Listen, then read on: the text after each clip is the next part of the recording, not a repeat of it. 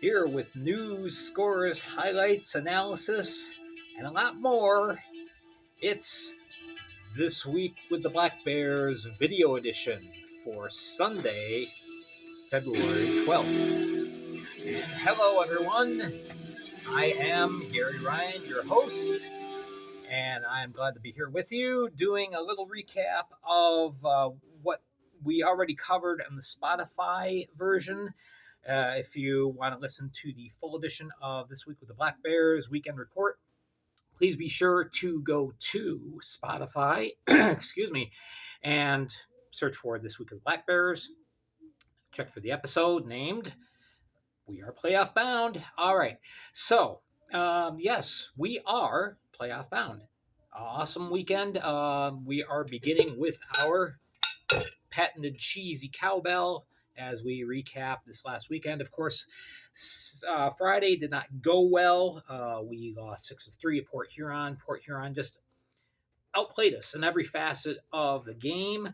Port Huron, as I've talked about in some of the previous podcasts, is very much a mirror image of the Black Bears. Play a very similar style of game. Really, the only difference is I don't think they have the offensive depth that the Black Bears do. But still, they're a very good club.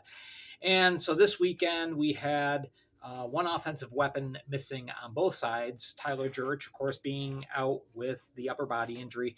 And the Prowlers were missing Larry Vartiainen, who was their third leading scorer. He had to head home for personal reasons. Not sure when he's going to be back. But anyway, so yes, we lost on Friday, but then Saturday we bounced back with a 3-2 win. Great endurance shown by the team. Great effort. It was a very close game. A lot of stuff involved, including Jake Schultz taking a pretty dumb penalty. The initial penalty wasn't dumb. Evan Foley was pestering Taylor Joseph in the crease, and Schultz came with a cross check. All right, you made your statement. There's your 2 minutes. Go to the box. Let your team kill off the minor. But no, while Foley was prone, Schultz decided to cross-check him again. And so that earned him a suspension. Well, it will earn him a suspension. That'll be announced tomorrow.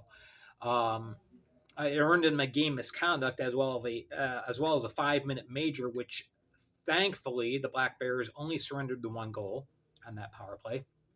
And so that was kind of it. But Taylor Joseph, excellent showing, got tested early, often. We got a good keeper. And so we got to see what he's made of. So we earned a playoff spot with that win last night. As we look at the standings, I'm going to hold this here. I'm going to try and hold this here. Hey, nothing but the best here. All right. So, yes, you see Danbury still 2 points ahead of us. Of course, they lost their last 2 games in Watertown. So they got 2 games in hand, we have 2 games in hand on them. And you see we're 2 points behind, but we've got room to make that up. Watertown is suddenly resurgent now with 39 points. And they've got that third place spot pretty much cemented, even though there's only a 3-point difference between them and Elmira. I'm sorry, Elmira is just really falling apart right now, just in a lot of different ways and a lot of different facets. Now, as you can see, Delaware, they're down at the bottom, but they can still get 74 points. If they won out the rest of the year, if they went on a 23-game win streak, they could still contest for a playoff spot. So things are not all doom and gloom in Delaware. As a matter of fact, they played very, very well this last week. Our next goal, I guess you could say, 10 regulation wins will clinch us at least second place in the Empire Division. That'll be just too big of a gap for Watertown to overcome. So that is currently the magic number. And so that is looking at the standings. Danbury, as you see, they don't have as good of a winning percentage as we do because they've gone to overtime 11 times. And that really just highlights the fact that uh, you need to win games in 60 minutes. Danbury has just really been having a trouble all year, honestly, doing that. They've been taken to overtime 11 times in 37 games. That's one every 3 games. So they're not doing themselves any favors really. Now, one thing that does hurt Danbury right now is they have been without Johnny Ruiz, who's injured. And so he's missed the last 2 weeks. That's a lot of on ice leadership, offensive depth, just good sound hockey that's missing. So Danbury really could use him back, just probably even more than we need Jurich back, and we need Jurich back, which we're going to talk about a little bit later on. Well, actually, we'll talk about it right now. Next up is our games next week. We got Danbury in our house on Friday. If you haven't gotten your tickets, get them soon because I'm thinking it's going to be a sellout. Danbury is bringing a couple busloads of fans. Well, I know they're definitely bringing one. The last thing I saw from them is they had pretty much filled up the first bus, so they were looking to bring a second. So let's sell that house out. Let's make it loud. Let's show Danbury that this is our house. I will be there, section 27, row E, 8 rows up, seat 12, right on the blue line. I'll be helping the linesmen make offsides calls or not making offsides calls.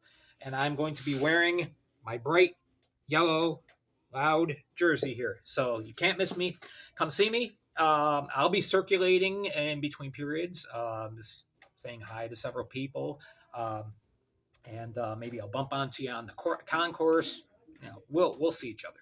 But anyway, looking forward to it. That's going to be a big game. And then Saturday, Danbury licks their wounds, hopefully, from playing us, and then they have to go back to Watertown where they just lost 2 games to Owen Liskowitz. Oh my word. Fantastic. 111 saves out of 115 shots. 965 save percentage. Phenomenal. It was incredible. So anyway, that is what's going on. Meanwhile, Saturday, we are traveling over to Elmira to take on the Mammoth. Mammoth are really, really falling apart. Things do not look good. There's a lot of dysfunction going on right now. And it's sad to see. I really feel that Elmira is a key franchise to the long-term health and growth of the FPHL. We need them. We need Elmira in the league. So hopefully they can get things figured out. Hopefully things can get ironed out soon because, but not until after next weekend. Don't forget, we lost to Elmira last time we visited them, 6-5. Chris Hunt with the goal, 24 seconds left.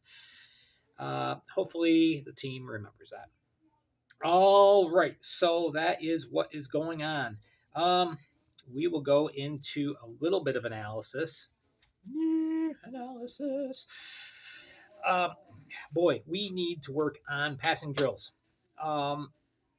We played very well yesterday, Saturday. There were some shaky moments late in the first, early in the second, especially in conjunction with the major penalty that Schultz took. But I mean, overall, we played well, but we're better offensively than what we showed last night. We're just not reading passes and outlet opportunities like we have been in the past. So hopefully that's something that the coaching staff will work on this week in preparation for the weekend games, because we definitely need some improvement in that department. All right. Let's go right to the fun part of the show. You know what? We'll just do that. It is your favorite segment and mine, hot takes. Um, yeah, Schultz is going to be suspended. The penalty was just terrible. He ended up putting himself in a bad situation. Now, he ended up hurting his team by now the defensive core is short a man for the game, and now for at least another game too. Um, I'm not sure if he's going to get more than one game or not. It was a pretty vicious shot. Um, and yes, I'm a Black Bears fan, but or Binghamton, but I've got to call out garbage when I see it. And I'm sorry, that's not the player Jake Schultz is. Yes, he's a big physical presence, but that's not who he is. I'm not sure what went through his head, but yeah, we're going to be missing him at least a game. Uh, we'll have to see what happens. Suspensions will be announced tomorrow. Amesbury, if you missed it, yep, earned himself another game misconduct. Boarding Trevor Lord. It was not as vicious as a hit as some of his earlier uh, indiscretions earlier this year, but still, you could tell by the body language. As soon as he was called and he skated to the penalty box, he just looked like, well, I just screwed myself. And then, of course, he was escorted off the ice to the locker room, and yeah, very very quiet, unlike him that we've seen at this point. I just don't think he has a filter. I honestly, I don't think he went out last night intentionally seeking to hurt Trevor Lord or any other Wolf, but he just gets going and he doesn't understand boundaries. And so then, yeah, he ended up, taking a pretty obvious penalty worthy of a game misconduct, worthy of another suspension. Um, I don't think he should be suspended for the year because of the hit last night. I think he should be suspended for the year because he's obviously shown he is a threat to the health and safety of the players around him, whether he intends it or not. Um, it's too big of a risk to take. We've already had one player, Cameron Wilson from Delaware, with a season, possibly career-ending injury due to his misactions. I'm sorry, Daniel. I know you reached out to me and told me you were going to play a clean game. Again, like I said before, don't tell me, show me. All right, final thing we're going to cover, because this is the big thing for the next couple of days, roster cuts. All teams have to be down to 22 by the end of tomorrow, and 8 teams have to make cuts. We have to make 2, but those cuts are pretty simple to make. First of all, I think Matthew Sproul, who filled in on Friday, Mr. Beer League guy, I don't think he's going to be around after Monday, so you look for him to be on the transactions page, as well as, I'm going to announce it now, so pay attention, everyone, because you've been asking me. John Mirasty is no longer going to be a member of the Black Bears, okay? When he went home to Saskatchewan, he changed his status from regular player to a PTO. By league laws, all PTOs go away when roster cuts are made at the deadline. So Mirasty is no longer a member of the Black Bears. That gets us down to 22. Several teams have to make at least one cut. Danbury has to make 2. And what was the other team I saw that had to make 2? Lost my notes. Mississippi. So I speculated on the Spotify podcast as far as who those players might be. I'm not going to do it here because I'm running out of time. But anyway, so that wraps up our show. Thank you so much for listening, watching. Please hit the like, subscribe, notify bell, hit it all. Help me out with the algorithms. We will be back here tomorrow before 3 o'clock with news on roster cuts from throughout the Fed.